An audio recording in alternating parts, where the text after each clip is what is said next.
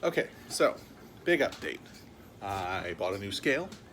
I took a few months off from making the videos. I weighed in at a little over 357 as of the last time I made that first video. And I'm down into the 340s, 343 as of today. So the exercise routine and the videos both flatlined very quickly. I made a couple of videos after that first one, none of which I posted because just figuring out video editing wasn't coming to me very quickly. So for now, I am feeling like exercising again. It's middle of August, so, well, end of August, I guess. But the heat and just lots of other changes in my life kind of spurred me to try and pick this back up again. I still think it's worthwhile to talk about what's going on in the world, in entertainment, and in my life while I'm trying to do something about the parts I don't like. So namely just being healthier. We did start the good old keto diet. That one is about 3 days in, so far so good. I know it's tricky to keep at it, is where I always seem to fall off the wagon like a couple weeks in. I did go on this similar diet last fall, right after I made that other video, and I lost about 20 pounds, gained it all back and then some during the holidays. So it's really just a matter of healthy lifestyle choices. Oh, I mean, when I tried that diet, I also had stopped working out. So maybe the combination of both get me on the right track. So basically for now, I'm just trying to get back into the good old habits and give myself something to focus on. A couple other big changes for me. I deleted my favorite mobile game. I don't think it matters what it is. The point is, I spent way too much time on it, and I feel pretty good about the freedom with not like checking in on the game like several times a day, and feels like my head is freed up to think about just more important things. So for now, when I'm feeling like I'm jonesing for like that little mobile game fix, I'm just gonna come out here, start running, and hopefully get some followers, subscribers, you know, that kind of thing. So the big fat nerd is back, and he can talk to you about what's going on. Big news this week. Let's see. Oh, Sony Spider-Man is back on his own. We have no one to blame but ourselves, people. We gave them all the money. So Sony thinks that they deserve all the money. Disney thinks they deserve all the money. And we've been pretty happy to just give them all the money. So when two big corporations start quibbling over money, I think we can only blame our own enthusiasm for those characters. Because when it comes down to it, it's intellectual property. Somebody's gonna want to profit from it. And there's no reason that new intellectual property can't come about. That's the thing that I'm taking away from this, is it's all coming up over just characters that have been around for 50 years or so. And, you know, I don't understand. Well, I understand, but it's frustrating that there's so much of my favorite stuff that I can't make new favorite things. It's a weird problem to have in this day and age. It's a great time to be a nerd. At the same time, I can't believe I'm about to say this, but yeah, I'm bored with all the superhero movies that are just giving me exactly what I want. One of the things that I loved about The Last Jedi, and feel free to light me up in the comments about this, but I loved that Rian Johnson decided to just give us something we weren't expecting.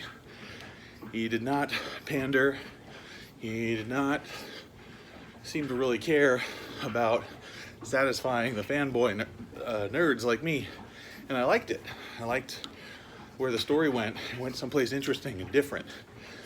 And, you know, not every part of it was, you know, a keeper. I'm a fan of The Last Jedi, but I'll be the first to admit that there's problems with it. The whole sequence on Canto Bight was like, why is this here? This could have been a solo movie or a Disney Plus series. But, yeah, just on the same track, you know, we got the D23 lineup. And again, lots of more stuff getting thrown at me by Disney. More stuff that they know I'll like. And I'll probably like a lot of it. But I do find myself craving just something original. I'm pretty excited about, you know, the Star Wars universe going to unknown characters. You know, we'll have the Old Republic movie or movies or series or whatever they end up turning it into. Have that going in a while, I guess. No release dates announced for that as far as I know. But, you know, well, we got the extra footage from the Rise of Skywalker, and looks pretty pimp. I don't know if Rey's little double lightsaber deal at the end is like real storyline or like a Force vision. It kind of has that haze to it, like maybe it's one of her Force backs or Force Back to the Future or something. Vision of the possible outcome, like when Luke saw Han and Leia getting tortured, you know? It's something that the Emperor is just like poisoning your mind with to get you to do what he wants. And either way, it'd be pretty cool. I've been jonesing for Rey to pick up a double-bladed lightsaber for, you know, 2 movies now. Thought that was the whole point of giving her the staff at the beginning of The Force Awakens, which, you know, that was a good one. That's, again, got the nostalgia feels and everything, but, you know, that was more about introducing new characters than just simply enjoying like a rehash of the old movies. And yeah, Force Awakens was definitely a reboot, soft reboot of A New Hope, but it introduced a whole new kind of setting and set of characters that we can enjoy going forward. And that's what I mean. I just, you know, I don't need to see Spider-Man for the 5th time go through his origin story and fall in love with Mary Jane and, you know, have a falling out with Harry Osborn and lose Uncle Ben. If I have to see Uncle Ben die on screen one more time, I'm gonna be like screaming Martha at the screen. It's just like an origin story that we've seen enough. It's like with Batman, you know, seen enough. That one looks like it could be pretty good too. We could have a new take on Batman, a different one. Doesn't have to be a revisit or a retelling of the origin story. We just have like a good Batman story. I think DC is in this interesting position now where it's almost like just exploring the mythos. Like there's no real continuity to it like Marvel has established, but they're just exploring the mythos of Batman in all these different movies. They've gone over the years from, you know, Michael Keaton up through Val Kilmer and Clooney, and then Bale had a totally different story, and they're all kind of Batman in their own way, and I like that. I think it's good to, especially with fictional character, there's no way you can point to any one thing and be like, this is Batman and nothing else is Batman. Like, I used to say stuff like that, like Keaton's Batman, Keaton's the real Batman, or Kevin Conroy's the real Batman. But as much as I love their takes on the character, there is no one Batman. Because if you look back on the origins, or the source content, I should say, for the movies, there's decades upon decades of source material for just the Batman mythos. And none of it is right. None of it is the one correct one. A lot of it's contradictory. A lot of it's kind of supplemental. I just heard recently that Kevin Smith worked a retcon into Batman Year One where Batman had peed his pants. And I think that's freaking hilarious because I can still read Year One as is, and I just chuckle a little bit when it gets to that point in the story. It doesn't ruin it for me or anything. I think if you're letting things ruin your experience, that's on you, man. Anything that changes from the way you remember it is just a new version of that thing. You know, I think we're in the same position now that like the Greeks were in when they had told the story of Hercules 100,000 times, and they're trying to keep it interesting. And I start to suspect that they always knew that was fictional. I think superheroes are our pantheon of gods. If aliens come and dig us up out of the ice, you know, AI style, Haley Joel Osment, you saw that one, look it up. If they dig us up, start exploring our culture, and all they find is like a stupid YouTube video of some guy on a treadmill talking about superheroes, be like, oh, these were their gods. Like our books and all of our archaeology has discovered, oh, they worship these guys as gods. And don't we worship them? We give them all our money. I tell my kid stories. I tell my kid on a weekly basis, you know, that's not how Captain America would behave. Or, you know, what would Spider-Man do? With great power comes great responsibility. It's so in our culture, embedded. They are. It's our religion. And I'm okay with that. Could do worse. We're still in the part of it where we know it's fictional, though. You know, at some point the Greeks, the Romans, the Norse,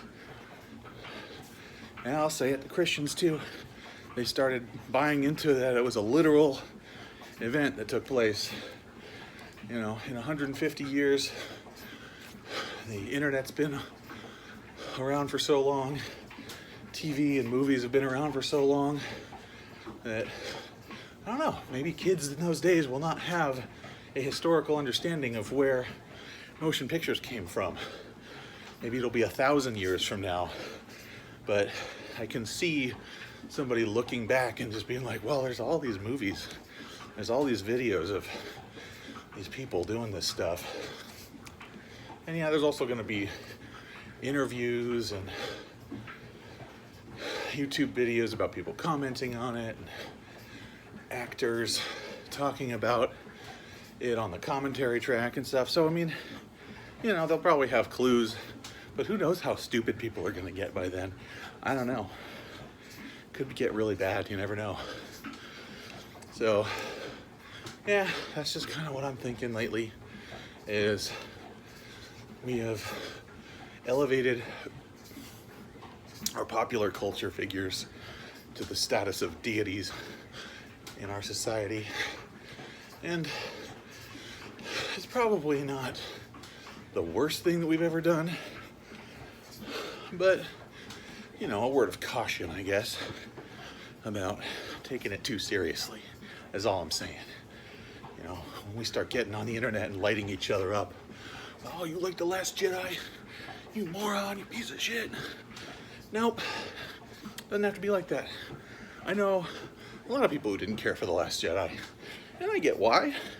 And I like to think that they understand the things that I did like about it. You know, and that schism, I think, cuts back to the fundamental thing that I don't think people want to admit, which is that Star Wars appeals to different people for different reasons. My wife has told me on numerous occasions she's not that into the Jedi. She's into Han and Leia and the rebellion and the politics and the intrigue.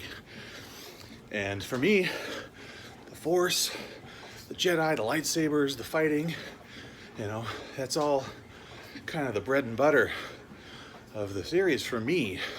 But I know that it's not for everybody. So when a movie like